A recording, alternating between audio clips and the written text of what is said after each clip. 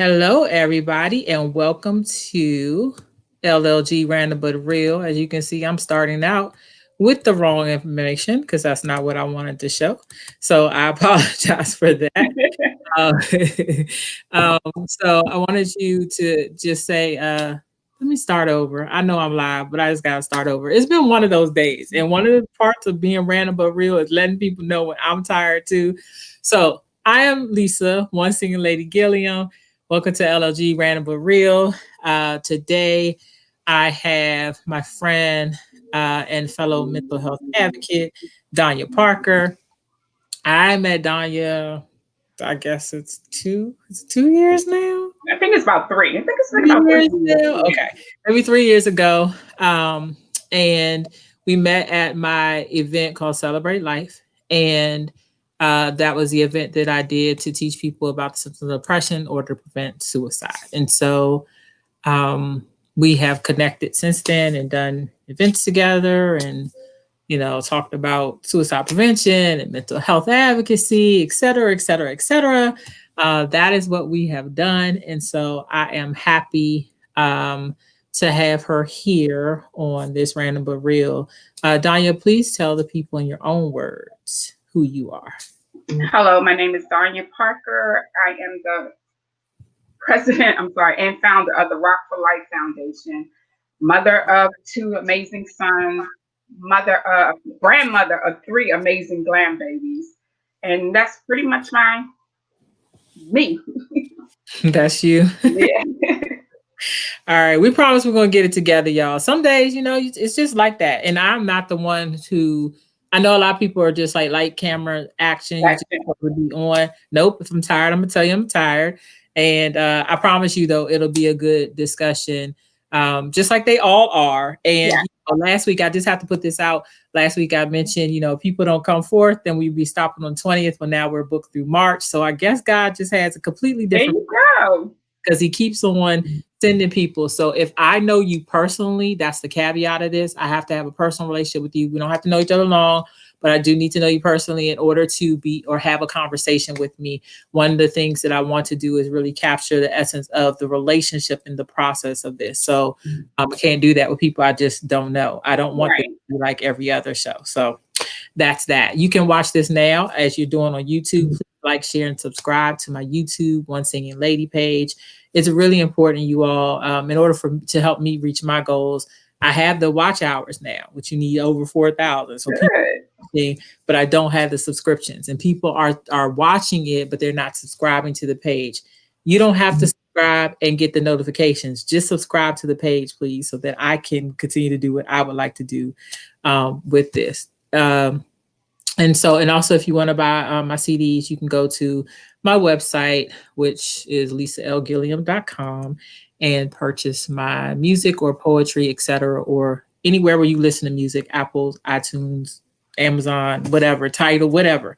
You can follow that there. So we are booked at least right now till March. If you know me, send me a message, and I would love to have a conversation with you. With that being said, one of the conversations that Dahlia and I really, I guess, talked about first was about her brother, which is the reason why she started this organization. So, what would you like to share first? You want to talk about the organization, or you want to talk about your brother? We can let it flow because it all just flows basically into him. So the story behind the Rock for Life Foundation is in 1994, August the 14th, 1994, I lost my youngest brother, Rocky. His name is Sterling, but we call him Rocky, to suicide. Rocky was 24 years of age, and when he walked into a room, his smile alone would just light up a room. So before his death, I was dealing with my own depression and stuff like that. So after his death, I really hit rock bottom. So for at least 17 years after his death, I was in a severe depression. I didn't go seek help. I did things to help me not think about getting help and stuff like that, trying to figure out different ways around different things. So before he died, Rocky was the only one that knew that I was going to go to college. So he was excited and happy for me and everything. So after his death, I had actually decided not to go to college, but I kept thinking about it, prayed on it, and the day that we finalized his funeral was actually the day that I finalized all my school. So I did go to school, and I'm praying that he's happy about that. But it was a struggle because one, that helped me take my mind off of the thought process. So he passed in August. I started school in September. So it was a hard process, but it was also a distraction on my part. So I was working a full-time job for the federal government, taking 5 classes for my bachelor's degree, and raising 2 sons that were extremely active in sports. So it was a very good distraction of me not doing what I needed to do for my health. So 2012, I decided, okay, look, enough is enough. I need to really seek help. I did try a therapist before that, but it was not a good fit for me at that time. So I backed away from that. So during in 2012, I decided to look for help. So I found a support group at Highland Baptist Church, and the family that run it is Naomi and William Powell. They run the support group for survivors of suicide. And it's been actually amazing. They're an amazing couple. They lost their son to suicide, and he was 24 as well. So I started going to the support group. So searching for the support group, I found out about the American Foundation for Suicide Prevention. Gathered my family together. September the 28th, 2013, we did our first suicide prevention walk downtown. And then in 2014, I decided that I wanted to help put together the different walks. So that was actually I couldn't just say mine, our journey on healing over my brother's death, because I know we never really talked about it. My sons were 7 and 8 at the time when he passed away. My oldest one, you couldn't even mention his name or even go to the cemetery because he would just break down. The youngest one, I thought it didn't affect him, but I found out that it really was affecting him. So everybody deals with grief in a different way. So it was a big healing process and brought my family back together because we were extremely close. And we all had our own personal special relationship, of course, with my brother. So all of us were hurting, and at the same time, we all started healing together. That's it's a powerful story. Sad that you had to go through all of that. I do believe sometimes that our tragedy, our trauma, the just the things that we've experienced in life, sometimes they push us to our purpose and our Yeah, destiny. But I always believe that what we go through is never just for ourselves. It's also right. to help or encourage somebody else. You said what, 17 years it took you to For 17 years, I was in a severe depression, and I mean, after I graduated from college with my bachelor's degree, that same year I bought my house. The following year, I just hit rock bottom. It was completely a wrap for me. So I was still trying to function, but I really wasn't functioning. So Mhm. in doing that, I wasn't a good person for my kids. I wasn't the best person for even the relationship, because people don't realize if you're mentally not together, you're not a good fit for anything or anybody at that point. You can't try to help anybody else because you're not stable in yourself. And here again, me trying to take the focus off of myself, I ended up in relationships that I knew I should not have been in because they weren't a good fit for me. But that was my way of a distraction. Okay, I'm gonna help this person, but I'm not gonna focus on myself. This person Mhm. needs help. So here go Danya saving the day. But in the meantime, I'm still hurting myself as well. So looking back on everything now, I realized that, like I just said, I wasn't the best person for me, my friends, and especially my sons. Mhm. So, and I tell people that I can't tell you what you need to do if I'm not telling my truth. So I had to get focused on me. I did it again. So I went back to school for my master's degree, still not focusing on myself, still not, I was still running from what I know I needed to do. Mhm. And it was a hard struggle, but eventually I got it together. I still have hard days, but being a part of the American Foundation for Suicide Prevention, it taught me a lot. I learned a lot. I try to stay up on different things and understand. If it's something I don't understand, I try to figure it out. I'll study about it and stuff like that. So that journey of healing your mental aspect is it's a hard journey, but sometimes it's a good journey. And like you said, certain things throw you to your purpose. And I would have never thought in a million years this would be my purpose. And with that being my purpose, sometimes it's hard on me as well because it is my purpose. I'm doing this trying to help other people bring awareness to mental illness and suicide prevention, but still in the back of my mind, it still brings me to the reason why I'm here. I'm here because my brother is no longer here. So sometimes it has the good parts of it, and also it has a trigger point. Mm-hmm. And so, how do you? Well, first question is, what made you wait so long to actually get help? Because you termed it "get yourself together." I don't know that that's necessarily the case, like but what made you actually face it to the point where you were like, I'm not okay. I need to get help or assistance in this area mentally. That was basically it. I just said, okay, I can't keep doing this. I'm bouncing this way, bouncing that way. I know I'm a good person. I deserve better than this. And the only person that can control that is myself.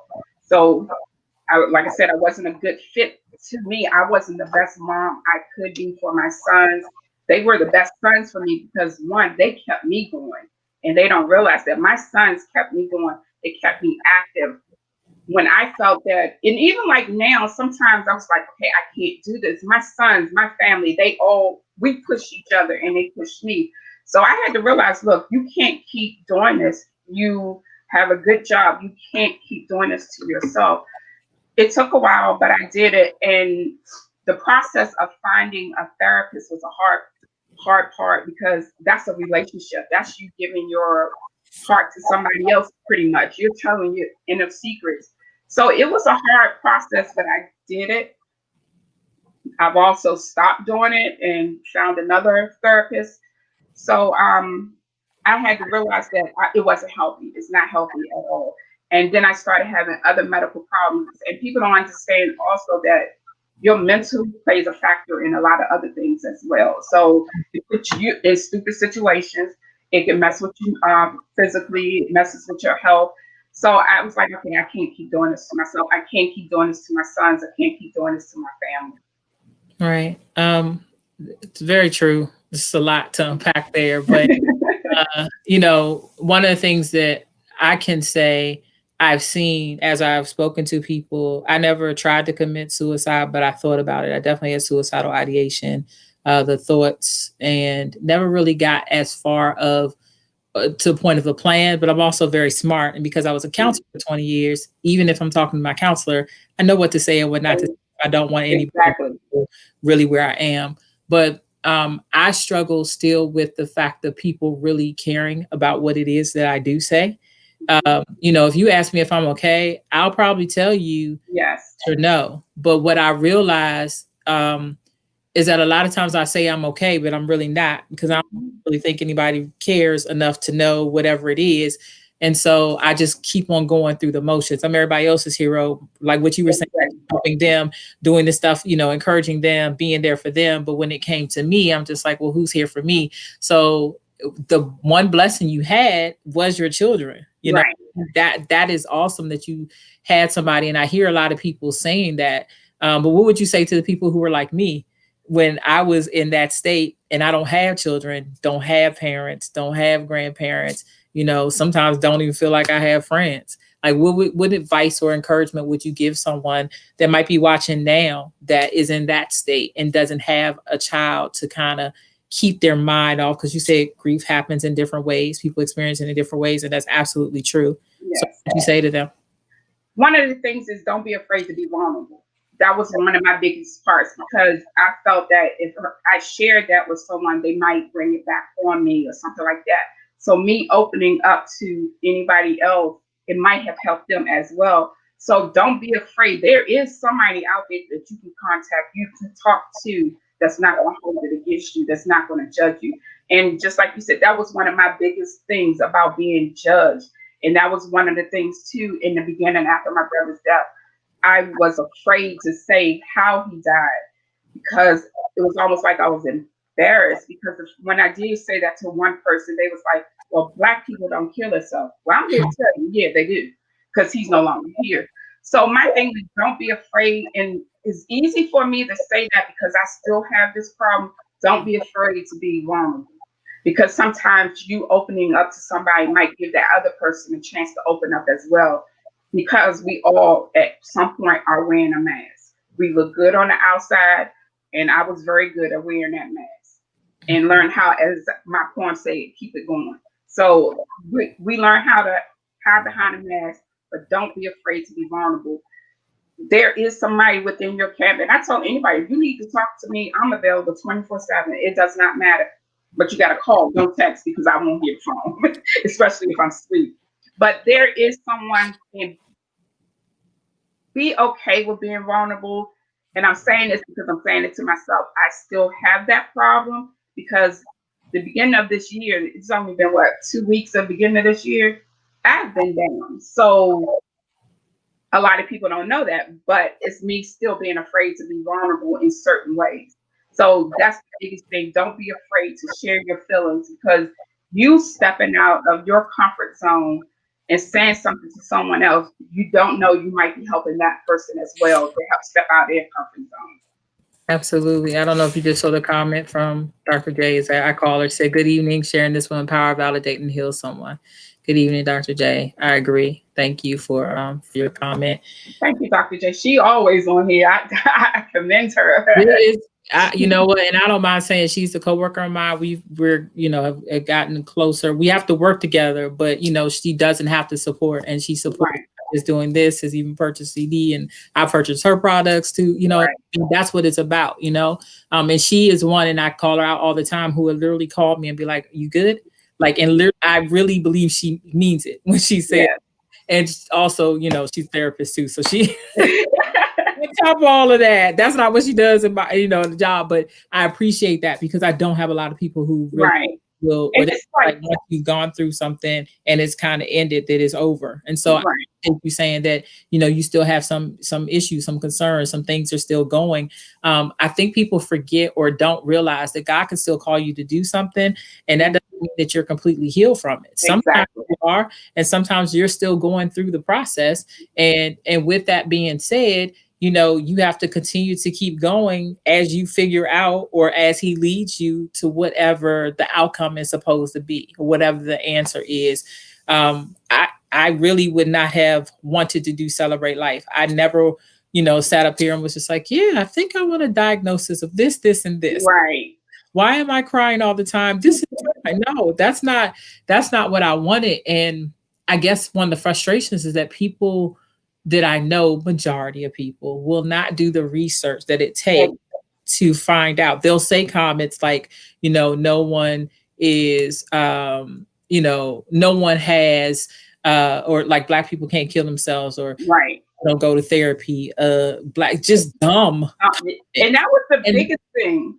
And but in '94, we didn't have the internet. We didn't have all this just to do it. Because honestly, I knew what suicide was, but I never put it in my family. I never put that with my family, that something like that would happen.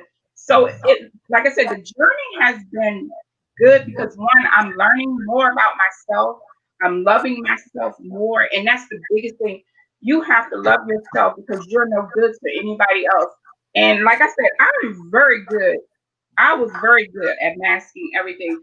Hair done, nails done, looking good, this, that, and other. But in the inside, I was hurting. I was dying inside because I wasn't focusing on the inside. I was only focusing on the outer appearance, what everybody see. Because one, I didn't think anybody had cared to find out what the inner of me was going on, what was going on the inner side. Just like you were saying, sometimes you feel like people really don't care, but sometimes we also have to give people the opportunity to care, because I can't say, okay, people don't care about me, but I'm not opening up and letting them know something is going on with me. So it's like absolutely. a two-way street. So in order for people to know something is going on with you, you got to open up. You have to be vulnerable. I still have my circle, my closed circle. I'm doing better with it, but it's still a hard process. And I think life just in general is a process. And then when you add trauma or traumatic experiences to it, that just adds a little bit more to the entire experience. And so I'm very grateful to anybody who's willing to share their story. I know some people, they tell me all the time, well, you're used to telling your story. I'm just like, I get nervous and anxious about telling mine, especially Yeah, in front of a group that no one ever heard before. I'm just like, I don't know how they're going to take this. And it can be difficult. It yeah, definitely can be difficult. Thank you for your comment, LaShonda. But it's necessary. Even the word of God says they overcome by the blood of the Lamb and the word of their testimony. yes, And if we don't, even when I ask people to do shows like this, they're like, I'm not ready to talk about that. I don't know if I want to talk about that. I'm just like, but your story is so powerful that it would help somebody. Like, I know so many of people that are going through the exact same thing that you're going through, that if you could remove your pride or remove your fear, remove your doubt and help someone, then maybe, they'll stay alive. exactly, exactly. It is, And that's one of my things. When I get into my, like, the last 2 weeks, I have one of my sister friends. I'll call her. Look, I'm in the tree. That's our little side joke where I'm in the tree. This is driving me crazy. And I have to realize that doing this is no longer about me. And one of our things on the back of our shirts is our story isn't over. And the reason why our story isn't over is because we are supposed to be helping others. So no other family can feel the pain that my family felt, that hole, that void of losing my brother. I have to take myself out of the equation. I have to realize it's no longer about me. It's about helping someone else. This is our journey, and it is a healing process. And I also was starting the foundation, being a member of an extremely large foundation. You realize that some areas they don't reach because they're a mega foundation, that I started thinking that they were more about the money versus the people because of different little things. So that was the biggest reason, besides helping others, that I decided to step out and with the help of my family. And it was like, well, you can do this, you can do this, because I saw that there are people out here that are not being reached. And I'm working on this project also. Let's tell you, what does depression look like? The depression looks like these two beautiful women right here, Lisa Gilliam and Danya Parker. That's what depression looks like. So there is no criteria. It can hit anybody at at any any point time. in time. And then Yes. Could you say that again, please? Because people it think hits that at is any something. point in time at anybody. So it gets to the point, like, people focus with PTSD with the military. No, that can happen to anybody. And pretty much, I was diagnosed with PTSD after losing my brother. But everybody equates that with the military. But that was one of my triggers. That was one of the things. I had PTSD from losing him. So because we were extremely close. So here again, what does depression look like? Lisa Gilliam and Danya Parker, and whoever else wants to admit to it. And I think that's the hardest part. We don't want to admit to what is really going on. Absolutely not. Like I said, it's not fun. It's not, I mean, Yeah. Celebrate Life was also about putting a face to whatever it is that people Yeah. are speaking about. And so I focused on depression, anxiety, PTSD, and acute stress because those were the diagnoses I received. And I wanted people to have understanding. I also, we had some speakers that would talk about bipolar because, now in the DSM-5, they kind of separated. Um, Right. Most people are not, looking at the technical terms or whatever. So when I'm talking about this, which thank you for saying it, because I always seem to forget, I am not being a counselor on Oh, the show.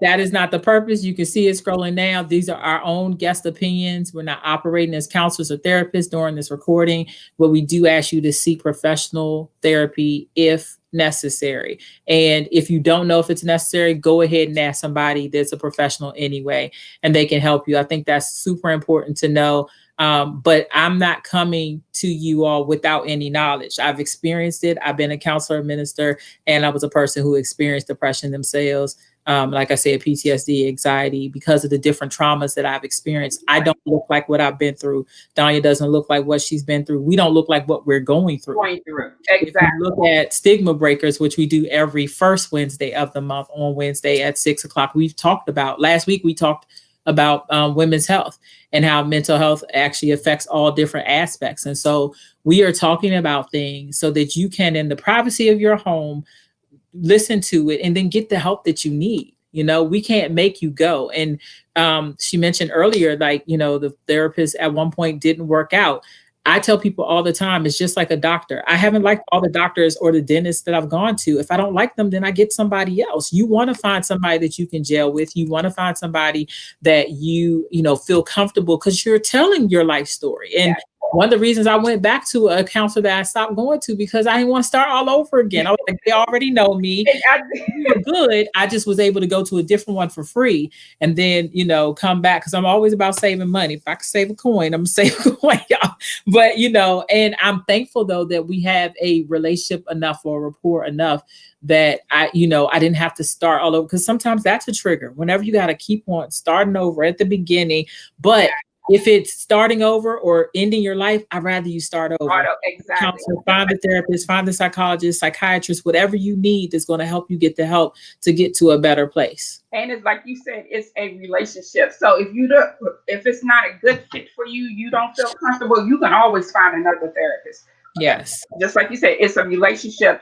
And again, I tell people it's okay to be vulnerable, but you got to be careful who you're vulnerable with. And Absolutely. so that's one of the things. I've learned that long. Some people I wish I didn't tell. I will never, I shared this before, and because I talk openly about being sexually abused, molested, and date raped. And I remember telling the guy that I was dating about the abuse, and he was just like, and that's it. And I was not expecting, I mean, not that I expected him to give me a whole, array of emotions. But I expected more than it let me see, because if you are my friend or you care about me and you tell me something bad happened to you, I'm going to at least show you empathy. I'm past sympathy. Some people don't even know how to do that. So it's a lot of people don't. Yeah, a lot of people don't know how to do that or the right thing to say. Then sometimes, is there a right thing to say? You don't know. So it goes back to when I explained to someone that my brother took his life. Oh, I didn't think Black people killed themselves. So I'm looking, I was like, okay, did you just really say that? So it's like some people really don't know what to say. Right. Well, but you know what? So let's teach them. First of all, there's articles that I've even read at Celebrate Life. So you can do the research. Google everywhere to find out what you should say. But that statement is definitely not one of them. Even if you're saying it's maybe not to the person who's experienced it, you know what I mean? Maybe talk about it amongst yourselves so that you can be educated as to what it is you could say. But just encouraging people. I'm sorry to hear that. My condolences. If somebody tells me their mama died, I don't care if it was 50 years ago, experiencing what I just experienced. Exactly. I'm still like, my condolences. If they tell me your dog died, I don't care about pets. I'm just being honest. I don't have any. But empathy is putting myself in your shoes. And how would I feel if that was my dog? Exactly. And so I'm still going to offer and they're heartfelt. I don't have to experience it myself to show empathy towards you. And if you really, really just don't know empathy, read the Bible, look at the story of Jesus, and find out how he who knew no sin stood in the gap for us that did. I told you I was a preacher too, y'all. For a while, but and I also told you I would wake up sooner. I know once we get, you know what I'm saying? He showed the ultimate, empathy towards the world. You know what I mean? So if you really want examples, you can have them. Now, I know you can't openly talk about the organization that you were with, but I can share my story about the organization that you. Well, actually, because I'm no longer with them, I can. But like I said, I did. Oh, you don't have to though. I don't want you. You don't have to get in any trouble because I'm good. I'm fine with it. Trust me, I am very fine with it. So okay, so because you said something earlier that made me also think about the fact that AFP, you can look it up. So, well, I should say AF what? AFSP. SP, yes, ASFP. I'll just say this. I was asked to sing. I have a song. I have a few songs and poems about suicide prevention. And Christian, mostly known as gospel singer, although I'm like doing a little bit of everything right now. And so, but that song was really the one like the most requested. It's entitled One. It's on my Past to Present CD. So if you don't have it, you can go and just look up that one song. Actually, it's featured on my Spotify page at this moment because I changed it today. And so it talks about how I wanted to end my life. I co-wrote it with my friend Stefan Terry. Shout out to Stefan, phenomenal musician and a vocalist as well. And it captures like really my heart. And Danya basically asked me if I wanted to be a part. And the bottom line was because it was a song that dealt with Christ, I was told no, or maybe she was told no and then I was told no. But see, I'm not the one that's quiet. If it's a problem, and those that know me know I'm gonna say something. Even if I'm sinning or I'm messing up, I'm gonna still be honest about it. That's how honest I am. Most people don't call themselves out, but I do. So they didn't want me to do it. And I have blogs, I have video, I have YouTube, I have all these different things. And it was true. And so I put it out there for people to see on my social media pages or whatever. I won't support them. And it's crazy because even though they're doing great things, they will not get my support until a real apology or something changes because I was a Christian artist talking about suicide prevention, and I felt like that was completely unfair. This is the short version of the story. Because it shouldn't matter if you can have rock bands there and you can have, go-go bands or country bands, or it was a lot of different varieties of music. But because I was Christian, because they didn't want to offend anybody, everybody don't have to accept Jesus because I'm singing about him. You know what I mean? So we have to get to a point where we're open to hearing whatever's being said, even if we don't agree. And that was my main point. The person tried to cover it up, a little bit, and that's not what we mean. I'm not stupid. I've been on this. No, because I told you that's exactly what it meant because the word God was in the song. So during that time, so that was my second, and I didn't give them a third chance. That was my second chance, second time of feeling, okay, what is your purpose? What are y'all really trying to do? Because when I tried to do a tabling event in Ward 8, I was told that that would not benefit the foundation. I was like, why wouldn't it? You're trying to bring awareness. But then it came to me, okay, no, you're The Ward 8. section where you're doing it. Absolutely. It's not going to bring you the money. And then the situation with you, and then we start having rock bands. But like you said, they're doing amazing things. I've learned a lot from them, and I've learned that I'm here for the right reasons, and some of them are not there for the right reasons. And then I think also too, because if you're not in that situation or you really have not had that experience or dealt with it, it's kind of hard for you to understand it. Because, like I tell people, I can understand losing someone to suicide. I can understand someone dealing with depression because I've dealt with it me personally.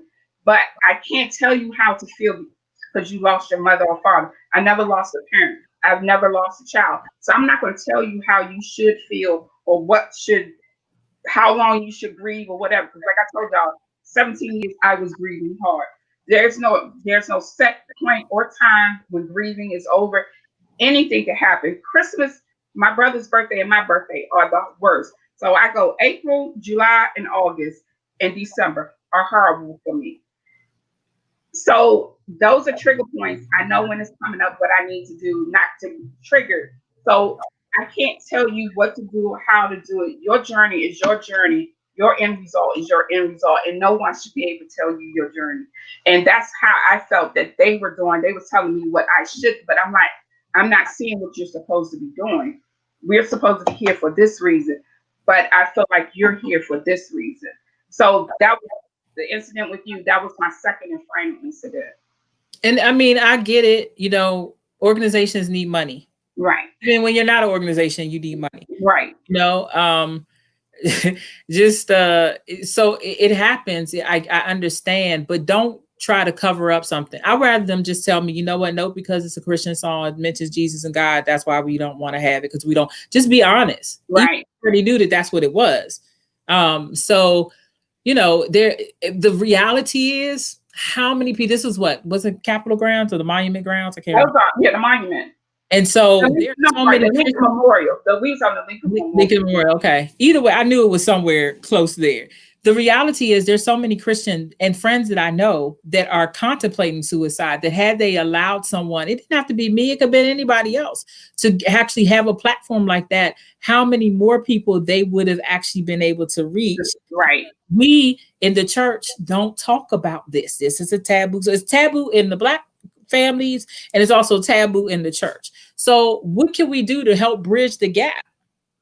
It has to be people like you and I that are advocates and keep telling our story and don't be afraid to be again vulnerable. Just tell our story because, like you said, that person sitting next to you in church could be thinking about something you don't know. They could be going through something because we are so good at hiding things. And then we talked about this too, hurt church, as you call it.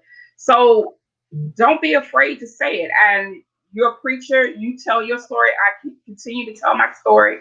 And again, I'm not afraid anymore of what people may think of me or how they might look at me because I can't tell you go journal. I can't tell you go to a therapist and I'm not doing the same thing. So I'm telling my truth. I'm being vulnerable to you. I'm telling you it's okay to not be okay, but let's be okay and get help. Right now, with everything that's going on, I know we all need help, regardless of how we might think about it or not. We all need someone to talk to. We need to get away from the madness, but we can't get away from the mess. So let's talk about it. Just have an open conversation. And I tell people, I've gone out to restaurants when we could go to restaurants. You got six people at the table, everybody on their phone. That's family time when you can talk, learn more what's going on with your family, have a conversation. But everybody's on social media, posting their food, doing this, doing that. I Right. grew up in a household where we sat down. When granddaddy sat down at that dinner table, Everybody everybody was said sitting that. down. We was having conversations. Let's go Yeah. back to the Sunday dinner. So Yeah. we started doing our family thing like the date, um, January the 1st. So we have game day, cards, this and that. Everybody, when you walk through the door, we had a basket. You had to put your phone in the basket. Nobody, and we had the best time. We That's opened up. People need to get back to that. mhm. Yeah, I definitely think that that's good conversation. Communication period is important, and a lot of parents I know don't sit down with their children and find out, they think that they know them, and then they get into counseling sessions. Like I said, I was a counselor, y'all, for 20 years. So they would get into sessions and then they would be surprised or baffled by the responses. But if you're around your child for a few minutes, you could tell if they're smoking. If you're around your child for a few minutes, you know if they're actually engaging in sex. If you're around your child for in a few minutes, you know if they're drinking. Those are the negative. But if you're around your child in a few minutes, you know if they have all A's or A's and B's. You're Right. around your child for a few minutes, you know that they have who their friends are and who they're hanging around. You know what their habits are. The good and the bad points.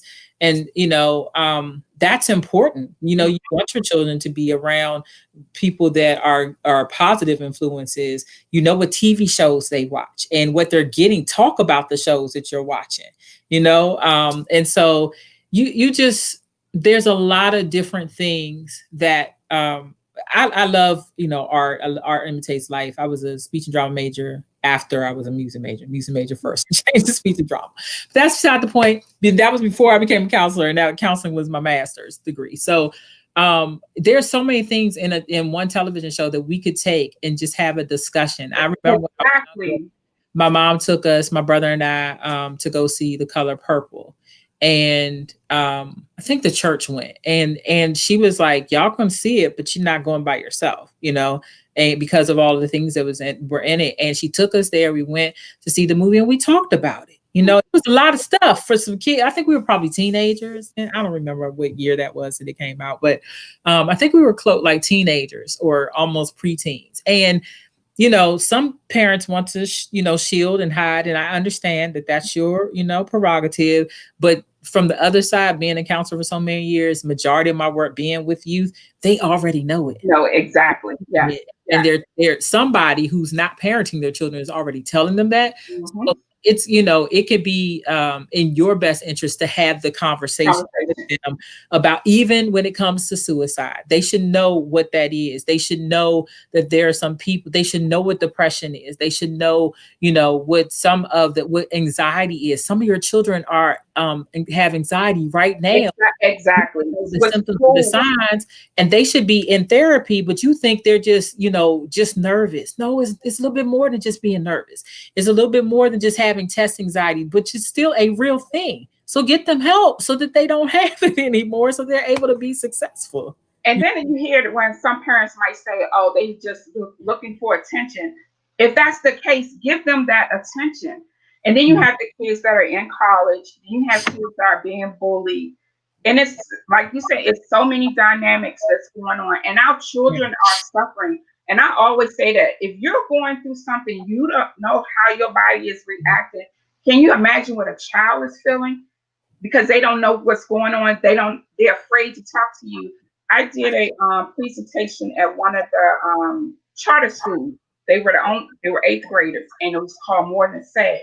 One of the questions on there was, if you or one of your friends thought about hurting themselves, would you feel comfortable going to an adult? It was 15 kids in that class. 10 of them said no. That hurt me, because can you imagine? And just sometimes you can look and see who's struggling.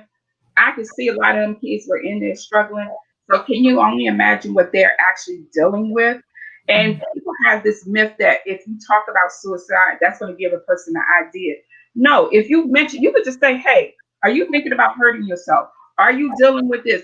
Just be straightforward. If you don't know how to go about it, I could send you some information about it, how to talk to Absolutely. your child, or just be straightforward. Some parents, "Oh, I'm close to my child, I'm this," but you're afraid to ask the right questions, but you're close to your child. Right, because you don't want to know the answers And, yourself. and, and You talked sometimes, about it earlier, though, how some parents or with just people in general don't know how to present with empathy or have empathy towards somebody else. A lot of times, and some parents might be really upset with me saying that. A lot of times, not always, but some of the reasons your children are the way they are is because of the way that you decided to raise them.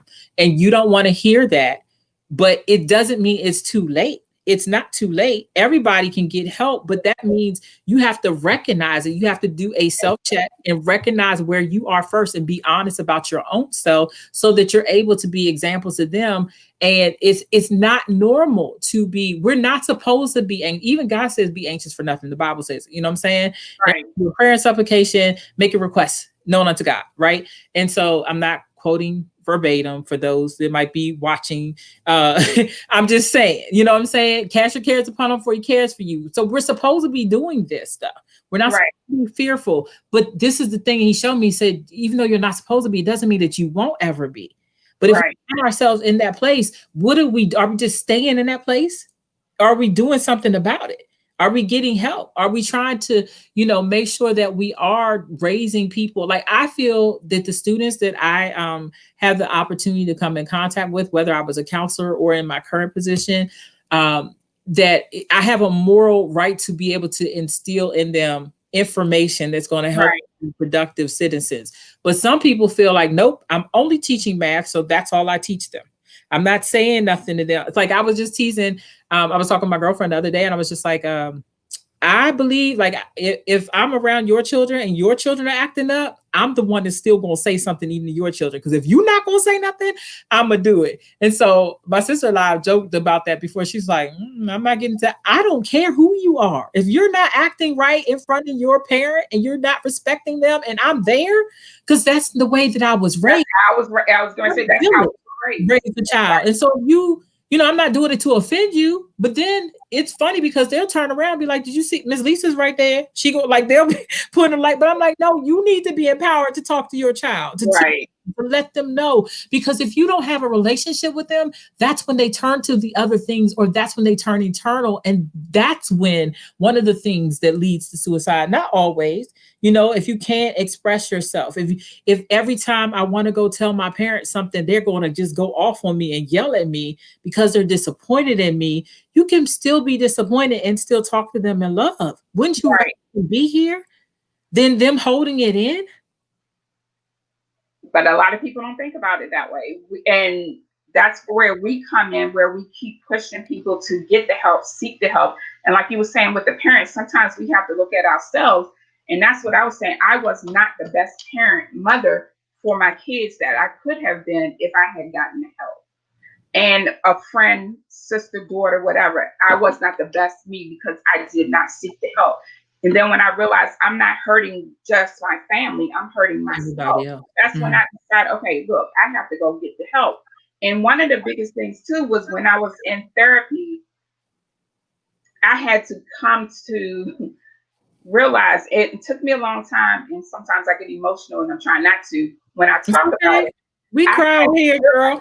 I had to tell my brother, I'm mad at you. I am Mhm. really, and I said, I felt like I was being selfish by being mad at him because apparently he was hurting so bad that he didn't feel like he needed to be here. But I'm mad at you because you left us here to try to figure this out, how to deal with you without you here. I Mhm. have a 7 and an 8 year old that you are more like their brother than their uncle. I got to try to explain this to them, and then my godson because he was close to all three of them. So it's like you left us here to try to figure this out. So I had once I realized that I was angry with him, and I said it out loud. I felt a little better. Okay, look, this is what you need to do. I had to admit to myself that I am truly mad at you because you're no longer here. This hole in this family's heart is big. And then when I look at my grandkids, I look at my sons, they're 33 and 32 now. Yeah. And then I have three grandkids to actually look at them and see them. He missed all of that. And we missed what he could have been or how he was going to be. And I see my son's name just came up. I don't know what he just says because I don't have my Oh, glasses on. oh, And it says sorry for the late response. The other organization was getting too commercialized. okay, cool.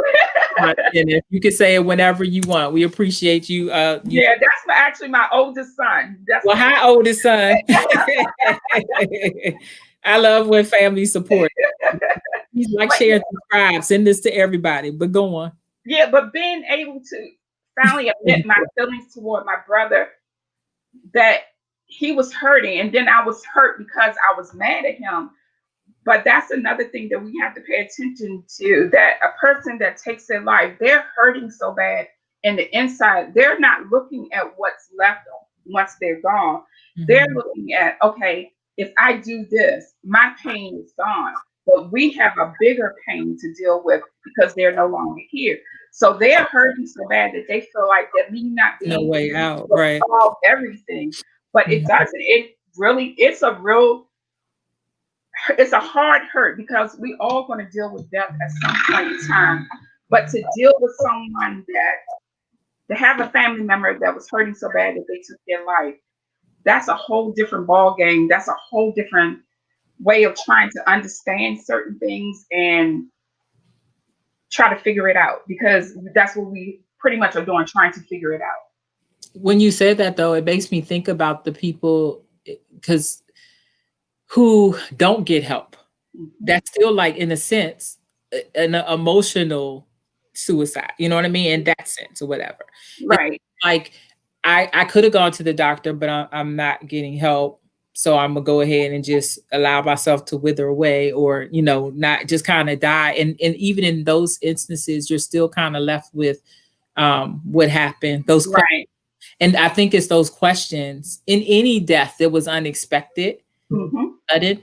It's just like, what were they thinking? What were they doing? Why couldn't they talk to me? Why wasn't I, enough? Did I know? Did I do enough? The guilt that comes through. Oh wow, I that's a say whole. Grief Share is phenomenal for that. The week that I started, griefshare.org, if you all need any extra support, they deal with all types of death. And it was a blessing for me because I had a lot of guilt of what, how my mom died, but she didn't die from suicide, completed suicide or anything like that. That was furthest from what happened. But just the guilt of like, why did I suggest the hospital? Why didn't I suggest, like, there were things that were happening that I felt like I should have known, something. I should have Right, been able to check in. I should have done. And the thing is, I had to tell myself and resolve. And there's still times where I have to tell myself, God already knew the beginning and the end. He knew it was going to happen that way.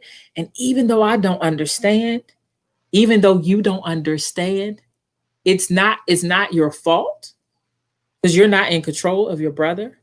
Right. Even though it hurts, you know what I'm saying? Yeah. Still And that's already one of the knew. guilt I have too, is because he came to me and he wanted to go to therapy. I found a therapist, but when this happened, so it goes back to not really thinking about suicide. When he said he wanted to see a therapist, I found him a therapist. But in the back of my head, suicide never came up. That was the furthest thing from my mind, was Mhm. the suicide aspect of it. So I do have that guilt because I couldn't even remember the doctor's name, because it was like maybe he can help us understand what happened. So he What, was going though to therapy. yeah. So it was like I never in a million years. And like I told you, when he walks through the room, his smile just lights up a room. He's funny. And it's hard sometimes because my oldest son looks like my brother.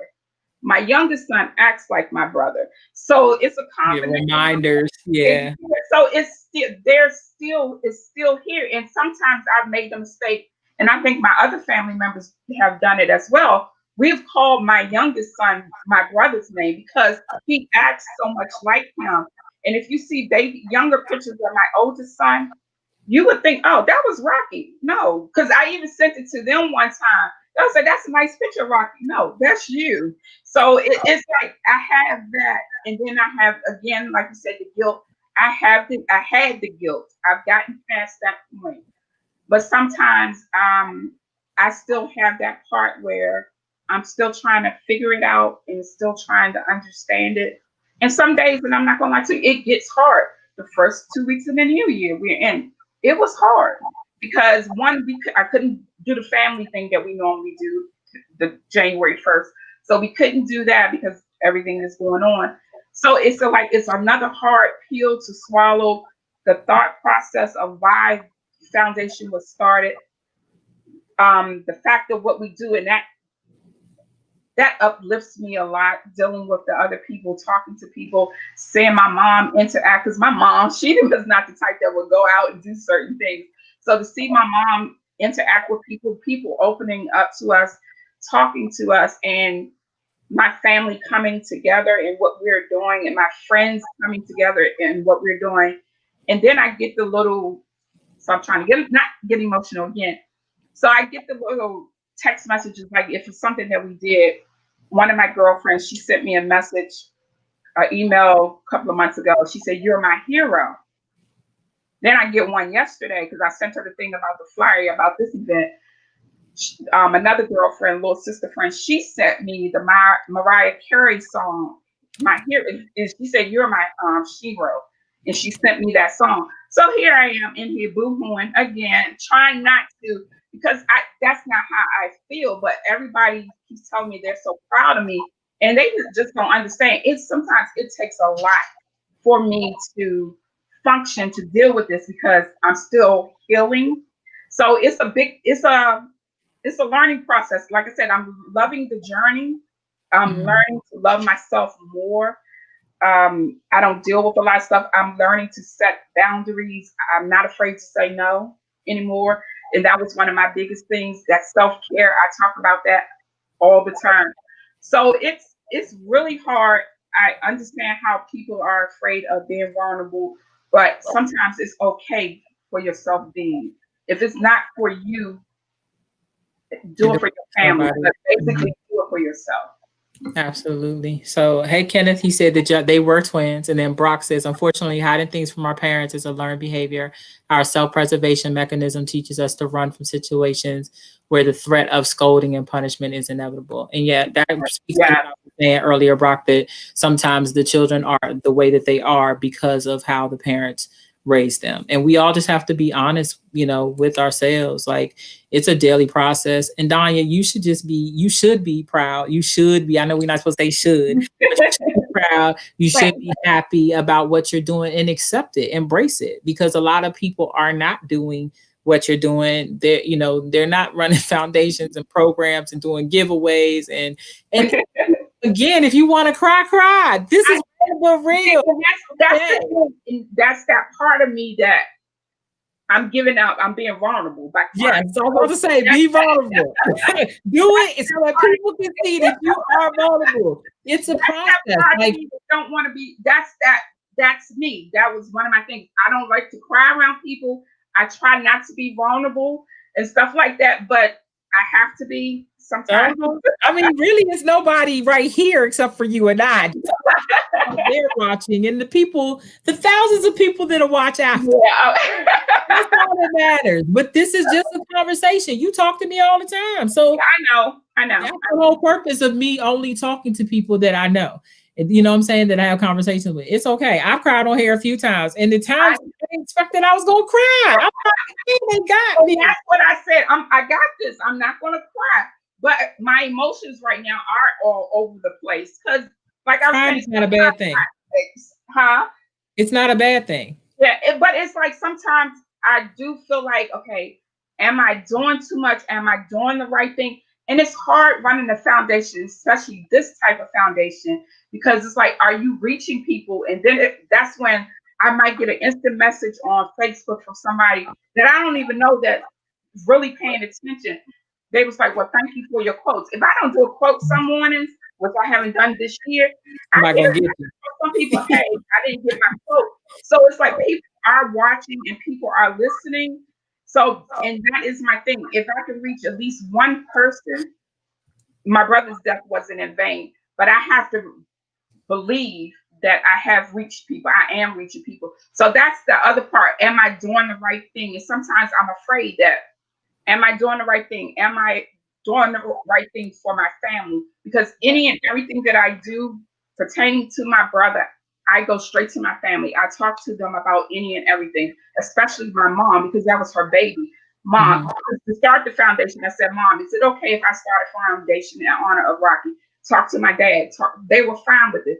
So any and everything that I do, I get the approval from my family first before I do anything or put anything out, because it affects all of us in different ways. Because and I tell this story about, in the beginning it was five of us. It was me, my two brothers, and my other two cousins. So we were the Fantastic Five. The younger cousins, they get tired of hearing about the Fantastic Five. Oh, y'all were the best. Y'all didn't do anything, this, that, and other. But I have to communicate with my family to make sure anything that I'm putting out there is not going to hurt them as well. Understood. What is your website again? The Rock for Life Foundation.org.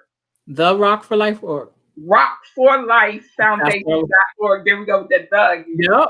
That's what I want to make sure because we just talked about that. Okay.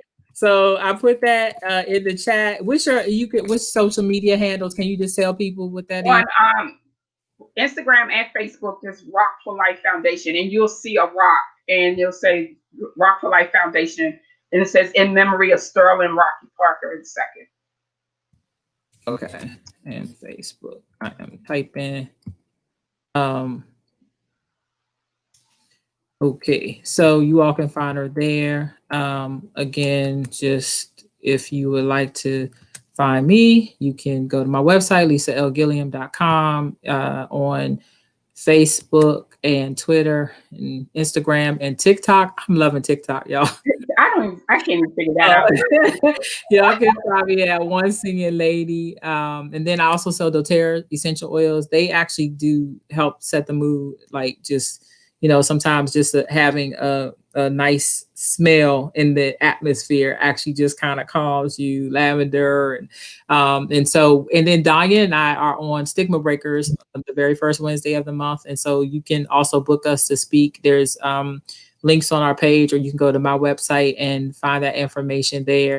I hope that you all will, like I said, like, share, subscribe. If you didn't get all the rest of my links, if you go to solo.2/1SingingLady, all of my music links as well as social media links are on there, and you can just click whatever one you want to find. This is also on Twitch too, so you're on Twitch as well. I'm finding whatever type of I don't even know how to use Twitch. I'm letting y'all know for sure. But I am Isn't Twitch the guy that gave on Ellen? What'd you say? Isn't Twitch, that guy that dances on LNC. That's what I said. I didn't know nothing about a Twitch. I mean, that might be his name. I don't know. I'm not gonna say that, but I'm just saying it's another platform. Most people use it for video and gaming. Okay. Do live feeds on there as well. So we're on Twitch, we're on YouTube, and then on my One Singing Lady page on Facebook. So And it will be on the Rock for Life Foundation's website as well. And also, I don't just talk about suicide prevention. We come out there in the community. We do donations. We do pizza parties. We do food drives, back to school drive. So we're actually out in the community giving back to the community. So we're not just talking about it. We're actually being about that is very true. Well, Danya, first of all, everybody, thank you all for joining. it. I hope Thank you. learn something from this. Again, like, share, and subscribe. You could put a hashtag suicide, warning there, because we don't want anybody to be triggered by what it is that we are saying on here. Thank you for being a part, Danya, for always being there. I appreciate it. It's been a good ride so far. It's been interesting. This is not Yeah. easy topic, but we always get through it. So thank you so much for being a part. Is there anything you want to say before we leave? So if anybody is in need of help, you can always look on the back of your insurance card. Most like Maryland, DC is 211, Maryland is 311. They have a truck that will come out to talk to you or whatever. Suicide prevention text line is 741-741 or 800-273-8255. They also have with the suicide prevention hotline that if you push one, that's for veterans. But there is help out there. Don't think there's no help out there. You can always reach me on social media. I can point you in the right direction. But please seek help, talk about your feelings, and don't be afraid to be vulnerable. Absolutely. And you all can always inbox me as well. We will give you resources. That's what we're here for. Okay. So even though I'm not a counselor anymore, I will definitely refer. I have plenty of counselor friends that I can send that I actually trust to, Right. And then if it doesn't, again, if it does not fit, try I something. know. Don't give up. Okay. We thank you for joining us. Danya, hold on one second. Okay. Thank you, everyone. Next Wednesday, 6 o'clock p.m. live, right? Yeah. Shake your head. Pretend I could see it. And like, share, and subscribe.